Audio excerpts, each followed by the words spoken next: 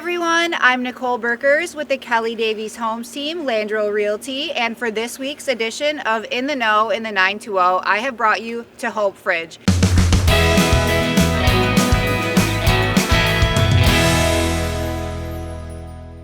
It is cold, we are outside. I am here with TJ and Lukas, and they're going to tell us a little bit about what Hope Fridge is and what it does for our community. Thank you so much, Nicole. Hope Fridge, it's a mutual aid organization, so a little bit different from a nonprofit. It is just a take what you need and leave what you can concept of neighbors helping neighbors in times of crisis, which can happen anytime for any of us. And it's just essentially community love in action and a way for anybody to give back with very little, if any, barrier to entry to help. Yeah, we have 3 locations open now. Curtis Avenue here in Neenah. Yep. 2 in Oshkosh, Wagner's Meat Market, and inside Bowen Street Repeats. That does have limited hours. Feel free to check out locations and hours on our website, www.hopefridge.com.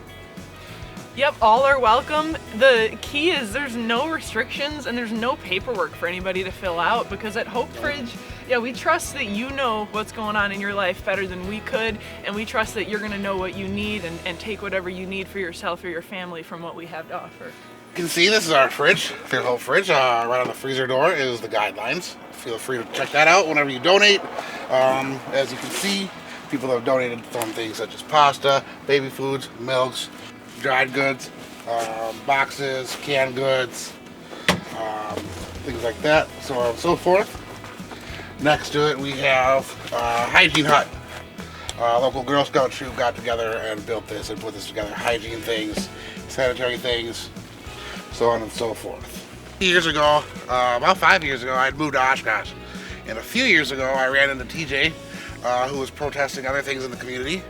And TJ expressed to me that they wanted to help and that they didn't know how. And throughout the conversation, we came to the conclusion that food is at the center of so many different activities throughout life, and decided that we wanted to give back to our community through food. And from there we brainstormed and came up with a kind of what you see as Hope Fridge now, the take a book, leave a book kind of idea.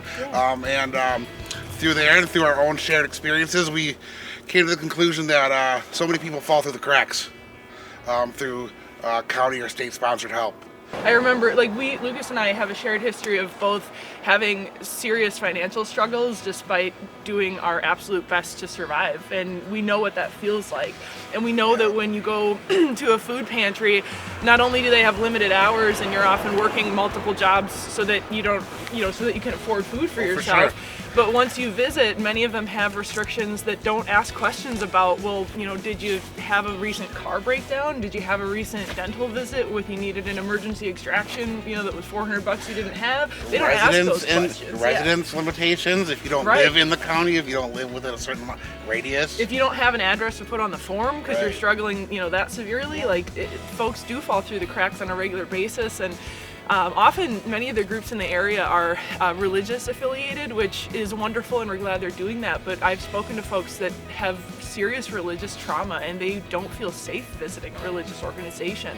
And whether or not you agree with their thoughts on that, it's real to them. And that's another part of why Hope Fridge has made a point to, be unaffiliated with any religion, to not locate ourselves at any sort of religious location, just to provide another alternative for folks that, again, that any way that folks are falling through the cracks, we're just trying to help catch them before the worst happens. Yeah, I love that. So you guys recognize the need in the community. You put your brilliant minds together and came up with this opportunity that helps how many people? How many people do you think really visit your fridges on a regular basis?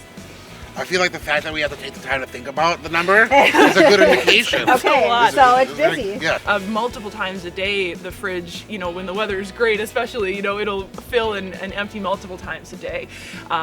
And that need is definitely there. Our goal is to keep it as full as possible, as many times as possible, so as many folks as possible are able to access what they need. Okay. So if people in our community see this and they're thinking, I want to help stock that fridge, they just go to your website and they would be able to find the information there on how they can help? Absolutely. Okay.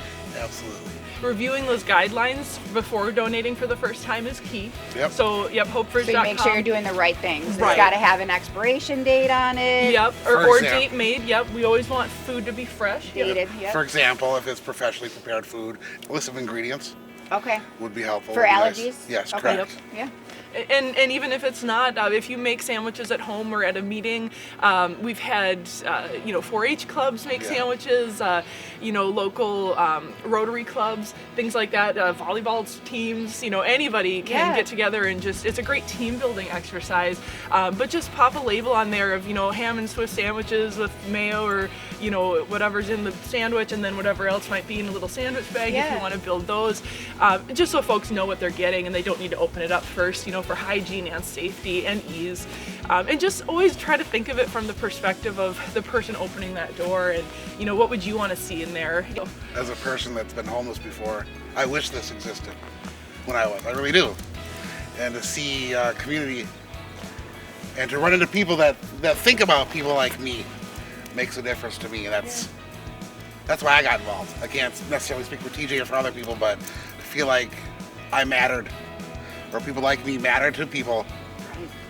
And Matters. That makes me feel like why not be involved? And, in the few years that we've been, this Hope Fridge has opened up doors to me to other aspects and events around my community that I didn't even realize were there, if that makes sense. And I feel like this has the power to change lives. I really do.